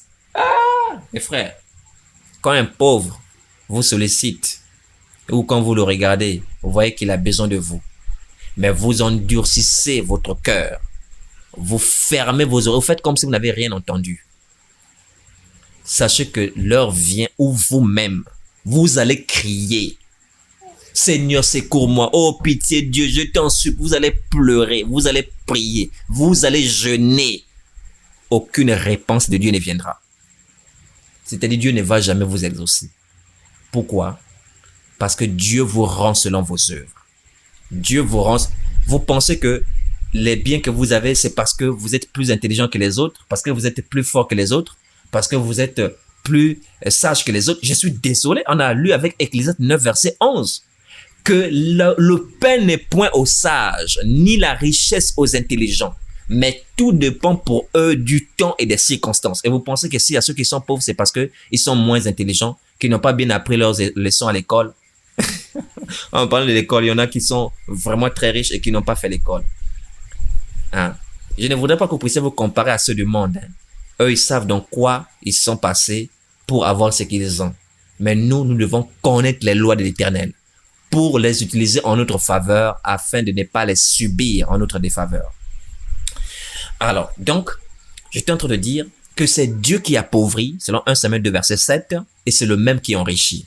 Donc, si tu penses que celui qui est pauvre l'est parce qu'il est tellement paresseux, qu'il ne s'est pas levé très tôt, il ne s'est pas couché tard, et que vous, c'est parce que vous avez fait tous ces sacrifices, mon frère, Dieu va disposer. Parce que celui qui élève, et c'est le même qui abaisse, il va changer les temps, les circonstances. Tu vas goûter toi-même aussi à la souffrance. Et tel tu t'es comporté envers ce pauvre, en endurcissant ton cœur et ton oreille pour ne point venir à son secours, toi-même aussi tu vas crier. Tu vas demander à des hommes de Dieu de prier pour toi, à te soutenir dans les jeûnes. Dieu ne te donnera rien. Il ne répondra jamais. Dieu veille sur sa parole afin qu'elle s'accomplisse. Il faut craindre Dieu, appliquer ses lois afin que l'Écriture qui déclare que tout ce qu'il fait le récit prenne vie en nous. Nous l'avons lu dans Psaume 1, 1 à 3. Heureux l'homme qui trouve son plaisir dans la loi de l'Éternel, qui la médite jour et nuit. Il est semblable à un arbre planté près d'un courant d'eau, qui rend son fruit en sa saison. Tout ce qu'il fait lui réussit. Et son feuillage ne flétrit jamais. Alors, donc, comprenez que, frère, je pense que je ferais mieux d'aller lire ce proverbe. Je crois bien le chapitre 27, Proverbe chapitre 27. Je pense bien le verset 2. Non, je crois donc le verset 1. Voilà, Proverbe 27, verset 1, regardez, il est écrit: ne te vante pas du lendemain, car tu ne sais pas ce qu'un jour peut enfanter. Gardez bien ce proverbe. Nous qui pensons que comme aujourd'hui, tout marche bien pour nous, que demain tout marchera forcément bien pour nous. Ah bon, tu ne sais pas ce qu'un jour peut enfanter. Ne te vante aujourd'hui là. Tu peux être élevé, demain Dieu peut t'abaisser. Parce que c'est lui qui élève et c'est lui qui abaisse. Tout comme aussi aujourd'hui, peux être abaissé. mais demain tu peux être élevé. Prends courage. Donc ne te vante pas de lendemain parce que tu ne sais pas ce qu'un jour peut enfanter. Frères et sœurs, vous ne le savez peut-être pas, mais l'homme sur terre passe à travers des cycles. Il ne fait pas chaud tout le temps sur terre. Il ne pleut pas tout le temps sur terre. Il y a un temps où il fait chaud. Il y a un temps où il fait froid. Il y a un temps où il pleut. Il y a un temps où il y a le soleil. Il y a un temps où il fait jour. Et il y a un temps où il fait nuit. En tout cas, rien n'est éternel. On passe à travers des cycles. Il y a une forme de rotation. S'il pleut actuellement chez toi financièrement, sache qu'il ne pleuvra pas à toujours. S'il fait chaud actuellement chez toi financièrement, sache qu'il ne fera pas chaud à toujours. Est-ce que vous comprenez cela? Donc, sache qu'aujourd'hui, si tu méprises le pauvre parce qu'il fait chaud chez lui et qu'il pleut chez toi, quand Dieu va changer les circonstances, toi-même tu vas te mettre à crier et tu n'auras point de secours. Mais si tu te souviens du pauvre pendant qu'il fait chaud chez lui et qu'il pleuve chez toi, quand les choses seront inversées, Dieu verra à ceux qu'on se souvienne aussi de toi. Oui, c'est ce que déclare sa parole, toujours les proverbes. Les proverbes, c'est le livre de la sagesse. On nous demande de lire cela afin d'acquérir la sagesse, n'est-ce pas? Proverbes chapitre 11. Lisons le verset 24 jusqu'au verset 25. Il est écrit: tel qui donne libéralement devient plus riche, et tel qui épargne à l'excès ne fait que s'appauvrir. L'âme bienfaisante sera rassasiée, et celui qui arrose sera lui-même arrosé. Alléluia, mon frère. Si tu as arrosé l'autre avec l'eau de la pluie qui descend chez toi, quand viendra le temps de la sécheresse, toi-même aussi tu seras arrosé. Mais si tu n'as arrosé personne, tu vas récolter selon tes œuvres. Si tu as méprisé les autres, les pauvres, tu seras aussi l'objet du mépris, car tu recevras selon tes œuvres. Donc, dans cette loi 4 là, nous devons honorer les pauvres. Deuxième catégorie de personnes, nous devons honorer les veuves. Et troisième catégorie, les orphelins. Donc, nous allons aller rapidement, hein. Nous allons déjà à la fin. L'enseignement est très riche, mais très long en même temps. Voilà, c'est dommage. Moi, ça me dérange pas s'il faut rester même 5 heures à vous enseigner. Mais bon, aujourd'hui, nous sommes dans un temps prophétique où les hommes n'ont plus vraiment d'empressement pour la sainte doctrine. Donc, on essaie de s'adapter un peu à votre rythme, hein, dans ce sens-là. 1 Timothée chapitre 5 verset 3, il est écrit: honore les veuves qui sont véritablement veuves. Voyez-vous, on a vu honore l'Éternel. Mais on ne verra pas Dieu comme un homme pour l'honorer avec nos biens. C'est à travers un certain nombre de personnes que nous honorons Dieu. On a vu tout à l'heure avec les pauvres. Et là, nous voyons avec les veuves. Honore les veuves qui sont véritablement veuves.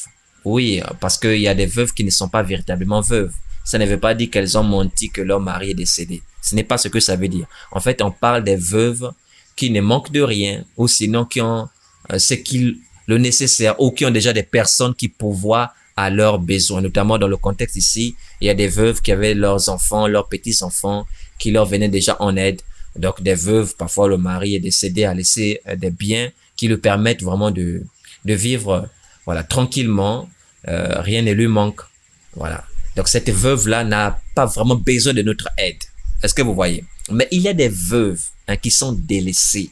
Des veuves qui réfléchissent comment même nourrir leurs enfants. Des veuves qui sont isolées. Des veuves qui sont comme abandonnées par la famille, qui n'ont pas vraiment de soutien et qui galèrent vraiment. Ces veuves-là, si vous les connaissez, apprenez dès maintenant à les honorer. Je ne suis pas en train de vous donner cet enseignement afin que vous attendiez qu'une veuve vous surprenne. Non. Pensez déjà dans votre esprit. Est-ce qu'il y a des pauvres que vous connaissez dans l'église même d'abord? Parce que tout part de l'église. Galates chapitre 6 verset 10 dit: pratiquez le bien envers tous, mais surtout envers les frères dans la foi. Donc que l'examen commence d'abord dans l'assemblée. Ensuite, on prend notre famille, parce que ça ne sert à rien d'aller loin dehors si dans la famille, on délaisse ceux qui sont auprès de nous. Après la famille, je parle la famille quant à la chair, hein, parce que l'église c'est la famille spirituelle. Nous voyons aussi dans nos connaissances, amis, dans notre entourage, et maintenant nous pouvons voir dans nos rues, dans nos villes, hein, qui sont ces personnes qui répondent à ce statut-là. On ne les honore pas. Hein. Ah Seigneur, je sais pas comment il faut expliquer toutes ces choses-là. Bon, bref, faisons ce travail pour avoir ces personnes-là dans notre cœur. Et quand nous avons une petite entrée financière, même si c'est un tout petit peu, même si c'est le riz qu'on leur apporte, même si c'est des vêtements qu'on leur apporte, apprenons à pratiquer le bien. Apprenons à pratiquer la libéralité. Oh Seigneur. Donc pensez-y. Pensez-y et prenez cela à cœur. Vous voulez prospérer dans vos activités, non? Vous êtes fatigué de beaucoup s'aimer, de moissonner peu. On est en train maintenant de vous donner les clés. Au lieu d'agir fidèlement selon ce que vous écoutez, vous réfléchissez encore par rapport à quoi? Prenez ces choses à cœur. Donc honorez les veuves et les orphelins. C'est ce que Jacques déclare dans son épître. Nous allons lire cela dans Jacques chapitre 1 au verset 27. Voilà ce que Jacques déclare. Il dit, la religion pure et sans tache devant Dieu notre Père consiste à visiter les orphelins et les veuves dans leurs afflictions et à se préserver des souillures du monde. Voyez-vous? Donc, la religion pure et sans tache devant notre Dieu consiste à visiter les orphelins et les veuves dans leurs afflictions. Ça revient à ce que je vous disais, on ne pourra pas aider tout le monde. Ce sont les personnes qui sont vraiment dans le besoin, dans leurs afflictions. Voilà, apprendre à les visiter, à leur faire du bien, pas les visiter simplement coucou, c'était juste pour prendre de vos nouvelles et à demain. Non, apprenons à pratiquer le bien envers ces personnes. Voilà, donc nous avons vu le premier type de personnes, les pauvres, deuxième, les veuves, troisième, les orphelins. Nous allons aussi voir le quatrième type de personnes qui est assez souvent très mal compris. D'abord, avant d'arriver à ce quatrième type de personnes, j'aimerais vous dire que pour le pauvre, comme je vous l'ai dit, nous devons vraiment les honorer et vraiment y penser parce que l'homme sur terre passe à travers des cycles de saisons, de rotation. Donc, il peut avoir la pluie aujourd'hui chez nous, il peut faire frais chez nous, mais il ne fera pas frais toujours. Il viendra un temps où il fera vraiment chaud, telles les saisons qui sont sur la terre. Ça n'influence pas que toutes les autres créatures, mais ça influence bien aussi, ça influence aussi l'homme, ou en d'autres termes, c'est aussi une leçon spirituelle pour l'homme. Donc, on ne sait pas quand est-ce que la disette peut frapper aussi à notre porte. Ne te vante pas de lendemain, car tu ne sais pas ce qu'un jour peut enfanter. Proverbe chapitre 27, verset 1. Donc, craignons donc Dieu et souvenons-nous des pauvres afin que lorsque le malheur frappe à notre porte, quand nous crions, Dieu aussi se souvient de nous. Maintenant, en ce qui concerne les veuves et les orphelins, mon frère, tu ne sais pas quand est-ce que Dieu peut te rappeler. Si tu es une femme, elle va rester veuve, et tu vas laisser aussi des enfants qui seront orphelins de père. Et sache que le traitement que tu fais subir, ou la négligence que tu as vis-à-vis des veuves et des orphelins, ce sera la même chose que ta famille pourra subir. Donc, femme, toi qui méprises les veuves, tu ne sais pas quand Dieu appellera ton mari et tu pourras te trouver dans cette situation-là aussi, veuve, ou orphelin ou orpheline. Donc, le Seigneur rend à chacun selon ses œuvres. Donc, au lieu de mépriser ces personnes, mes frères, aimons-les et portons-les dans notre cœur. Maintenant, nous finissons avec le quatrième type de personnes qui est assez souvent même mal compris et même négligé. Il s'agit de ceux qui vous enseignent la parole de Dieu. Ce n'est pas moi qui le dis. Lisons cela dans 1 Timothée chapitre 5. Beaucoup en lisant les épîtres de Paul, par exemple dans Actes, quand il parle aux Éphésiens, disant je n'ai désiré ni l'or ni l'argent de personne. Beaucoup de mauvais docteurs, des docteurs que Dieu n'a même pas oint, des faux docteurs, parce que faux, c'est pas forcément qu'il allait signer un contrat avec le diable. Il peut être faux en ce sens que Dieu ne l'a jamais établi. Voilà, il s'est établi lui-même, donc il enseigne n'importe quoi. Disent que les prédicateurs qui reçoivent les biens de la part des disciples sont des escrocs. Vraiment, c'est terrible. Lisons ce que l'Écriture. Ici, nous enseignons ce que la Bible enseigne. Et nous sommes là pour agir fidèlement selon tout ce qui est écrit. Nous ne sommes pas là pour écouter les pensées des hommes. 1 Timothée chapitre 5, à partir du verset 17. Écoutez ce que Paul déclare. Que les anciens qui dirigent bien soient jugés dignes d'un double honneur. Surtout ceux qui travaillent à la prédication et à l'enseignement. Jour et nuit, nous travaillons à la prédication et à l'enseignement. La Bible dit que nous devons être jugés dignes d'un double honneur. Vous voyez, que dans 1 Timothée 5 que nous sommes en train de lire, au verset 3, nous l'avons lu précédemment, où il était dit « Honore les veuves, celles qui sont véritablement veuves. » Je peux remonter rapidement pour que vous voyez. 1 Timothée 5, verset 3, on dit « Honore les veuves qui sont véritablement veuves. » Vous voyez, on parle d'honorer les veuves, mais quand le même chapitre, quand vous venez au verset 17, on dit « Que les anciens qui dirigent bien. » On ne parle pas de ceux qui dirigent mal. Qui dirigent bien, soient jugés dignes d'un double honneur, surtout ceux qui travaillent à la prédication et à l'enseignement. Donc, on parle d'un double honneur. Donc, si vous honorez même les veuves, vous honorez même les pauvres, les orphelins, à nous, vous devez nous accorder un honneur double. Mais malheureusement, souvent les veuves, les orphelins et d'autres catégories de personnes sont même souvent pensées et les enseignants totalement abandonnés, totalement délaissés. Ici, quand on parle d'honorer l'enseignant, cela n'a rien à voir avec contribuer à l'œuvre de Dieu. On a vu dans le point numéro 3 qu'il fallait être riche pour Dieu, donc contribuer financièrement pour l'œuvre de Dieu. Cette contribution-là, c'est les disciples, c'est tous les disciples, aussi bien que les prédicateurs. Moi aussi, j'utilise mon argent pour sauver des âmes. Est-ce que vous me comprenez? J'utilise mon argent pour sauver des âmes. Et même dans le 4e point que je suis en train de vous enseigner, j'utilise aussi mes biens pour aider le pauvre. Je pense à la veuve et je pense aux orphelins. En tout cas, ça nous implique, ça nous concerne tous. Maintenant, ce 4e point que nous sommes en train de voir, dans ce type de personnes que nous sommes censés honorer, parce qu'on dit honore l'Éternel, c'est à travers ce type de personnes-là. Il y a les enseignants qui sont jugés dignes d'un double honneur. Ici, il ne s'agit pas de leur envoyer quelque chose pour le compte de l'œuvre. Quand vous leur envoyez quelque chose pour le compte de l'œuvre, ce n'est pas à leur compte. Donc, ils utilisent cela pour l'œuvre de Dieu, pour sauver des âmes. Est-ce que vous voyez? Maintenant, ça ne va pas dans leur poche. Ça ne profite pas à leur vie. Là, vous contribuez pour le compte de l'œuvre. Maintenant, quand on parle d'honorer les enseignants, c'est à leur propre compte. En fait, c'est une façon d'être reconnaissant envers un enseignant. Ah, vraiment, le pasteur que Dieu a établi pour me diriger, là, c'est un pasteur vraiment qui prend son ministère au sérieux, qui dirige bien, qui dispense la parole, la vérité. Vraiment, comme dit l'Écriture, l'ouvrier mérite son salaire. Vraiment, il est bon de l'honorer. Vous pouvez lui acheter une paire de chaussures.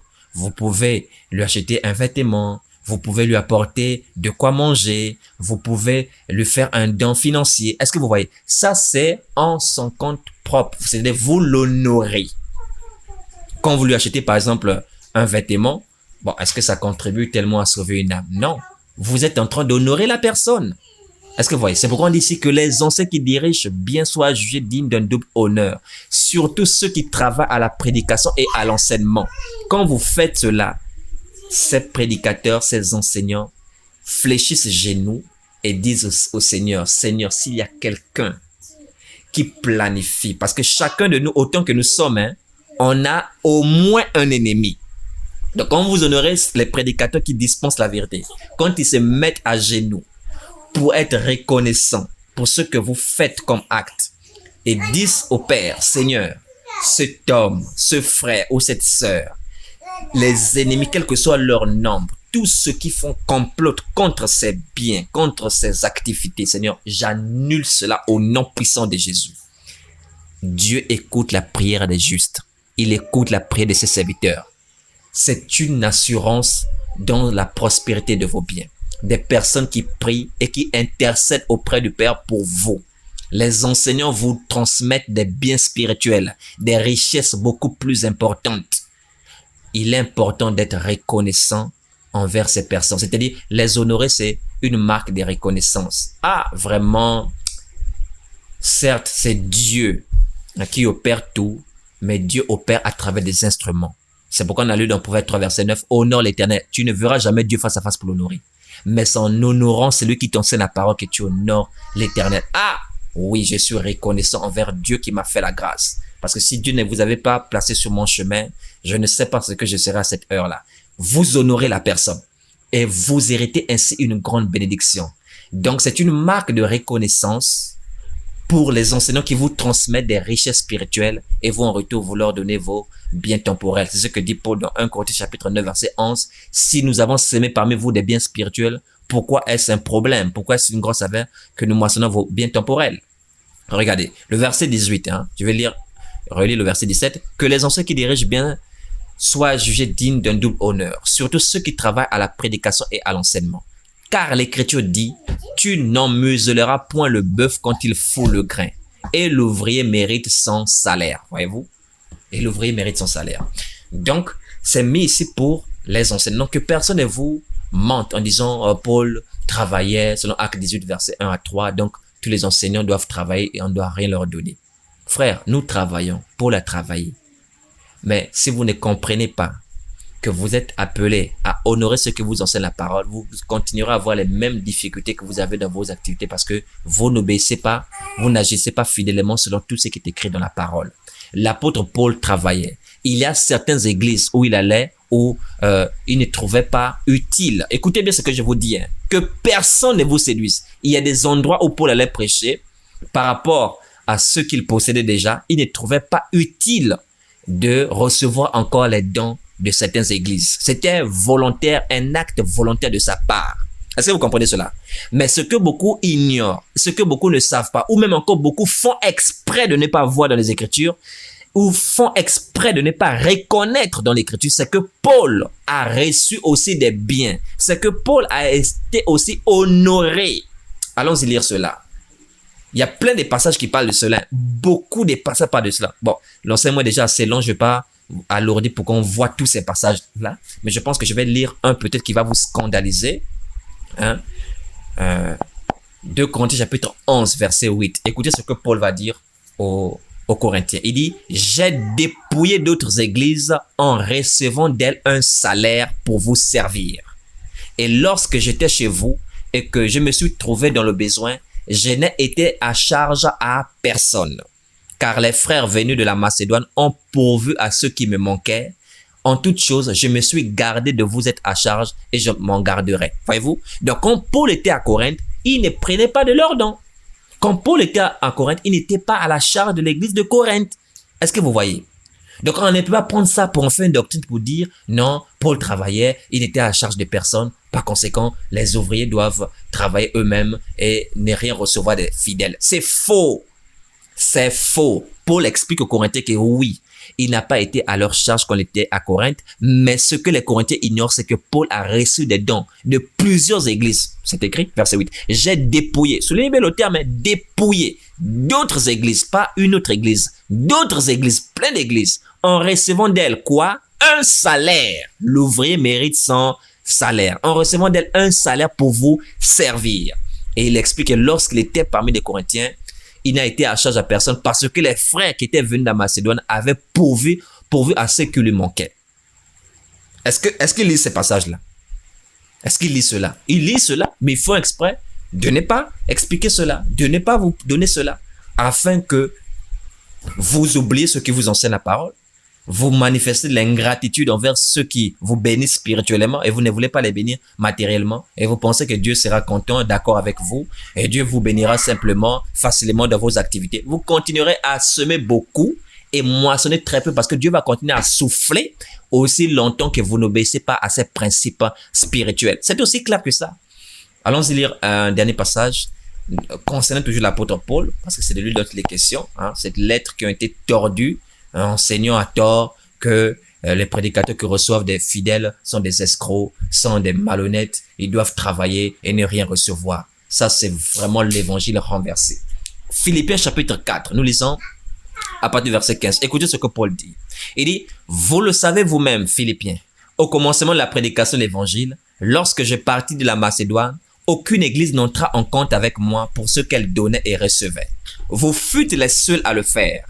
Car vous m'envoyez déjà à Thessalonique et à 2 reprises de quoi pourvoir à mes besoins. Voyez-vous, il dit bien vous m'envoyez déjà à Thessalonique. Or, quand vous lisez la lettre qu'il adresse aux Thessaloniciens, il leur dit, et Paul dit aux Thessaloniciens là-bas, qu'eux-mêmes ont travaillé pour pouvoir à leurs besoins et qu'ils n'ont désiré ni le pain ni l'argent de personne. Paul le dit aux Thessaloniciens, mais il ne dit pas aux Thessaloniciens que les Philippiens lui avaient envoyé de quoi pouvoir à ses besoins. Il faut maintenant venir lire Philippiens pour comprendre que quand Paul était à Thessalonique et qu'il n'était pas à charge aux Thessaloniciens, il recevait des dons de certaines églises. Tout comme quand il était à Corinthe, il ne percevait pas leurs dons volontairement parce qu'il recevait déjà des dons en prévenance des autres églises. Est-ce que vous comprenez cela? Donc, Paul travaillait, mais Paul recevait aussi des biens. Paul travaillait, mais Paul était aussi honoré. Ça, c'est le plan de Satan qui ont durci le cœur des hommes aujourd'hui et qui vous empêche d'honorer vos conducteurs qui dispensent la vérité, qui vous bénissent spirituellement, afin que vos activités soient bloquées et afin que l'œuvre de Dieu ne puisse point avancer.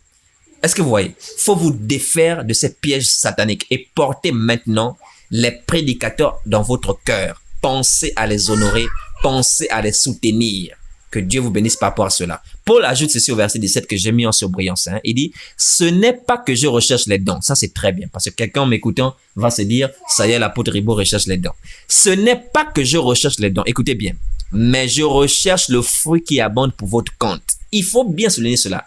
Nous ne sommes pas en train de vous dire cela pour rechercher vos dons. Que vous me donniez ou pas, je continuerai à annoncer l'œuvre de Christ avec les moyens que Dieu met en ma disposition. Le ministère que j'ai reçu n'est pas conditionné aux biens financiers. Est-ce que vous comprenez cela? Nous ne sommes pas en train de rechercher les dons, mais nous recherchons le fruit qui abonde pour le compte de qui? Notre compte à nous? Non, mais pour votre compte à vous-même.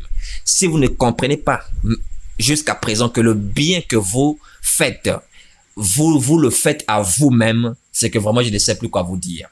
Quand vous utilisez de votre bien pour aider un pauvre ou une veuve ou un orphelin ou un serviteur de Dieu, c'est un bien que vous faites pour vous-même. Parce que nous avons lu dans Proverbe 11, verset 24, tel qui donne libéralement devient plus riche. Mais celui qui épargne à l'excès ne fait que s'appauvrir. Voyez-vous, on pense que c'est en épargnant qu'on devient riche. En épargnant à l'excès qu'on devient riche. Non, on s'appauvrit en le faisant. On doit donner libéralement plutôt pour devenir riche. Et il dit au verset 25, Proverbe 11, verset 25, l'âme bienfaisant sera rassasiée et celui qui arrose sera lui-même arrosé. Donc si tu penses que c'est parce que je recherche tes dons que je suis en train de parler, tu n'as rien compris. Toi, tu veux être arrosé dans tes activités, tu veux être arrosé dans ta vie, mais tu ne veux pas arroser. Tu ne veux pas arroser ceux qui t'enseignent la parole et tu penses qu'on est en train de rechercher tes dons. Tu te trompes. Continue à crier, continue à pleurer, continue à jeûner, continue à demander à ce qu'on te soutienne dans tes activités, dans tes entreprises, dans tes affaires. Et mets la loi de Dieu à côté en pensant que tu vas prospérer. Si tu es de Dieu, Dieu va serrer davantage parce que Dieu châtie celui qui l'aime. Ne te compare pas à un païen qui n'a pas besoin d'obéir à ses principes spirituels parce qu'il a pour père le diable. C'est dans Jean chapitre 8, verset 44. Et chacun a son père et chaque père sait comment il traite ses enfants. Chaque père sait comment il gère ses enfants. Le diable sait comment il gère les païens. Il sait comment il gère ceux du monde. Si tu penses que c'est en faisant comme le païen que tu vas prospérer, mon frère, tu iras loin très loin. Tu vas t'égarer loin de la foi. Mais tu dois savoir que tu as pour père l'Éternel et ce Dieu a ses lois auxquelles tu dois obéir. Chaque père dans sa maison a des lois auxquelles les enfants doivent obéir. Quel est ce genre d'enfant qui ne veut pas se soumettre aux lois de son père?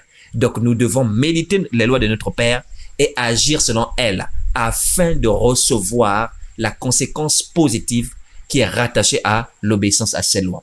Nous voulons les bénédictions aujourd'hui sans obéissance. Une bénédiction sans obéissance est une malédiction, je suis désolé.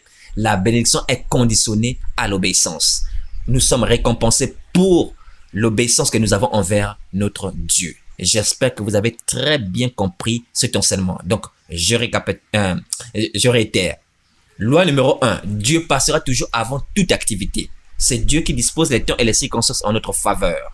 Donc, nous devons rester humbles d'esprit et ne pas penser que c'est notre sagesse ni notre intelligence qui nous procure richesse. Mais c'est plutôt Dieu qui dispose les temps et les circonstances en notre faveur. Donc, priez que Dieu dispose ces choses en notre faveur et faire passer toujours notre vie spirituelle avant nos activités charnelles. Loi numéro 2.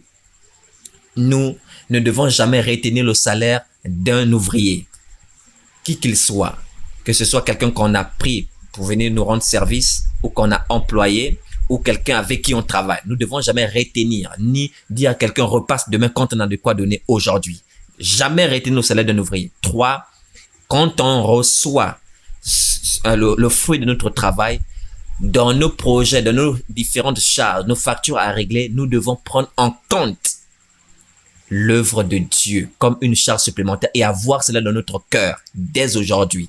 Loi numéro 4, nous devons honorer l'Éternel en honorant un certain nombre de personnes, notamment les pauvres, notamment la veuve, l'orphelin, et un double honneur à ceux qui nous enseignent la parole de la vérité. Voici ce que la doctrine enseigne. Maintenant, mettons ces choses en application et si rien ne se passe, alors nous avons tout le droit de nous plaindre devant le Seigneur. Alors, donc vraiment que Dieu vous bénisse pleinement, que Dieu vous bénisse vraiment abondamment à travers cela. Et je voulais finir en vous disant que quand nous parlons de réussir, quand nous parlons de prospérité, ce n'est pas nécessairement avoir les milliards. Parce qu'il y a tel qui peut avoir des milliards, mais qui n'est pas heureux avec tous ses biens. Mais il y a un autre qui a ce qu'il suffit pour ses besoins, manger, boire, ses charges, et il est heureux dans ce qu'il possède. Est-ce que vous voyez? Donc, il semble avoir peu comparé à un autre, mais il jouit du fruit de son travail. Donc, ce que nous voulons, c'est jouir du fruit de notre travail. Est-ce que vous voyez? Jouir de nos activités. C'est ce que nous voulons. Voilà. Pas nécessairement des milliards. Voilà. Dieu peut nous accorder infiniment au-delà de ce que nous demandons ou pensons, c'est la vérité. Mais nous devons au moins jouir de nos activités. Et pour cela, c'est cela prospérer véritablement, pas forcément des milliards. Pour cela, nous devons mettre en pratique des lois simples. Et ces lois, je vous ai donné 4 aujourd'hui. Si Dieu m'en accorde la grâce, il y en a encore d'autres que je vous donnerai, si Dieu le permet, plus tard. Mais ces 4-là, normalement, sont déjà suffisants pour que la vie économique puisse véritablement décoller pour les enfants de Dieu. Pas pour les enfants du diable, pour les enfants de Dieu. Que Dieu vous bénisse abondamment. Au nom puissant et souverain de Jésus-Christ. Amen.